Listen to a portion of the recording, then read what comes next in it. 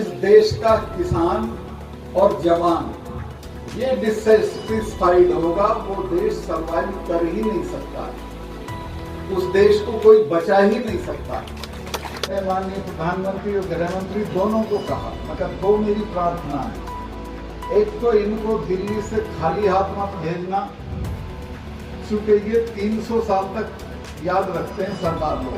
का किसान जब गेहूं लेके पनवल आता है तो उस पर लाठीचार्ज हो जाता है, सोनीपत का जब नरेला आता है तो लाठीचार्ज हो जाता है। तो यहाँ भाषण करना बहुत अजीब बात लगेगी, लेकिन अब इस जगह पे खड़ा कर दिया हूँ तो कुछ ना कुछ तो कह के मुझे फिर छुटाना है। और वो मैं निवेदन ये करना चाहता हूँ कि आप मुझे बधाई दे रहे हैं गवर्नर होने की, और मैं पहले दिन से इस बात से दुखी हूँ कि मैं गवर्नर होने लायक आदमी नहीं। और उसकी वजह ये है कि गवर्नर को चुप रहना पड़ता है, गवर्नर को सिर्फ दस्तखत करने पड़ते हैं, गवर्नर को आराम करना पड़ता है, गवर्नर को कोई काम नहीं करना पड़ता, किसी बात पे बोलना नहीं पड़ता।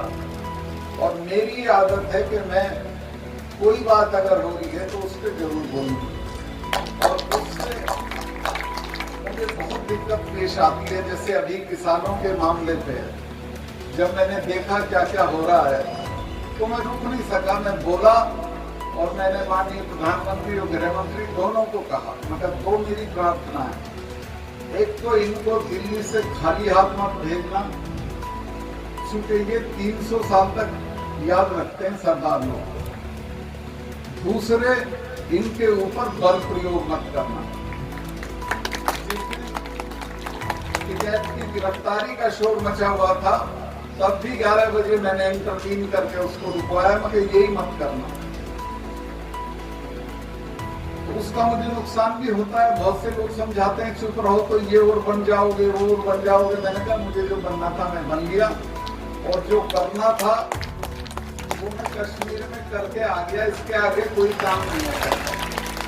दिल्ली में ट्रक चलाता हुआ कोई मिलेगा तो सरदार मिलेगा। यही हमारे लोगों का भी, अब तो ये लोग भी जुड़ गए और सही जुड़े। किसानों के बहुत से सवाल ऐसे हैं जो हल होने चाहिए। तो मैं अभी भी इस कोशिश में हूं कि किसी तरह ये मसला हल हो।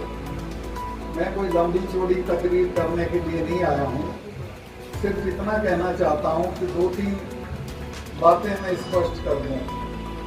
एक तो गवर्नर सिफारिश के लिए नहीं होता, उसको मना है प्रधानमंत्री की तरफ से सिफारिश मत करना। कई बार लोग नाराज हो जाते हैं, मतलब एमपी करेगा या एमएलए करेगा, गवर्नर इस काम के नहीं। दूसरे, अगर बन गया है तो उसे कुछ छाप छोड़नी चाहिए, कोई कुछ ना कुछ ऐसा करना चाहिए कि लोग ये याद रखें कि गवर्नर बना था तो इसने ये किया। मैं आपको यकीन दिलाता हूं कि किसानों वाले मामले में जितनी दूर तक जाना पड़ेगा मैं उतनी दूर तक जाऊंगा। जो कर सकता हूं वो करूंगा।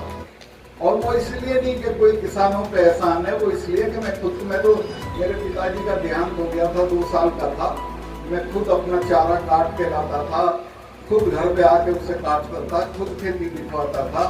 मुझे किसान की तकलीफ का मालूम है, और मुझे पूरी जो किसानों की इकोनॉमिक्स है उसका भी मालूम है। किसान बहुत बुरे हाल में है इस देश में। अरे तुम हर तीसरे साल तो वो बढ़ा देते हो, क्या बोलते हैं उसको, राकेश जी, महंगाई भत्ता नहीं, वो